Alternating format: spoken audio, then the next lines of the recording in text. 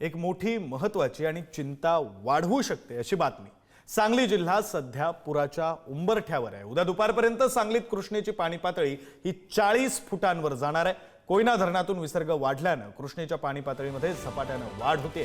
30 फुटाला सांगलीत पाणी शिरण्यास सुरुवात होते, तर कृष्णेची पाणी पातळी 40 फुटावर गेल्यावर शहरातील 8 भागात पाणी शिरणार आहे। कोयना धरणाचे सर्व वक्र दरवाजे 13 फुटांवर पोहोचलेले आहेत, तर कोयना नदीमध्ये प्रति सेकंद 95,300 क्युसेक पाण्याचा विसर्ग होतो। सातारा आणि सांगली जिल्ह्यात महापुराचा धोका वाढलेला आहे। आपले प्रतिनिधी स्वप्नील पाटील आपल्यासोबत जोडले गेलेले आहेत, आपण त्यांच्याशी या संदर्भात बोलूया। स्वप्नील, सांगलीकरांसाठी धोक्याची घंटा म्हणावं लागेल, आजची रात्र फार महत्त्वाची असणार आहे।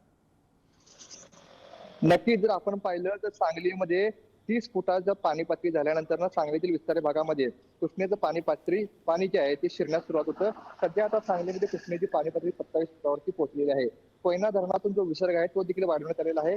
कोयना धरणातून सध्या 95,000 क्युसेक पाण्याचा विसर्ग सुरू आहे, त्यामुळे सांगलीतील कृष्णेच्या पाणी पातळीमध्ये सातत्याने वाढ होतीये। तसेच सांगलीतील चांदूल धरण देखील 95% भरलेलं आहे।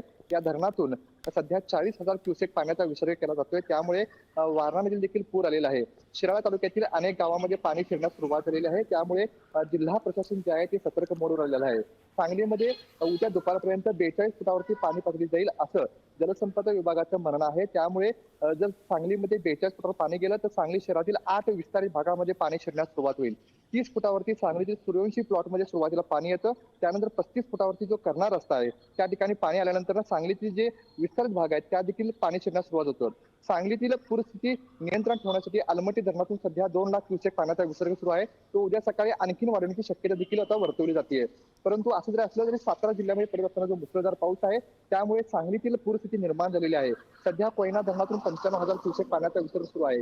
रात्री हाच जो पावसाचा जोर कायम राहिला तर यामध्ये आणखीन वाढ देखील होण्याची शक्यता आहे, त्यामुळे सांगलीमध्ये सध्या आता पूरस्थिती निर्माण झाल्याचं पाहावयास मिळते। याच अनुषंगाने जिल्हाधिकाऱ्यांनी मिरज, शिराळा, वाळवा आणि पलूस या 4 तालुक्यातील शाळांना देखील सुट्टी जाहीर केलेली आहे। या शाळांमध्ये आता पुनर्वसन करण्याची देखील सोय करावी असं जिल्हाधिकाऱ्यांनी सूचना दिलेली आहे। तसेच सांगलीमध्ये आता एक एनडीआरएफ पथक देखील दाखल झालेलं आहे। पूरस्थिती निर्माण झाल्यास त्या ठिकाणी बचाव कार्य देखील आता सुरुवात करण्यात येणार आहे।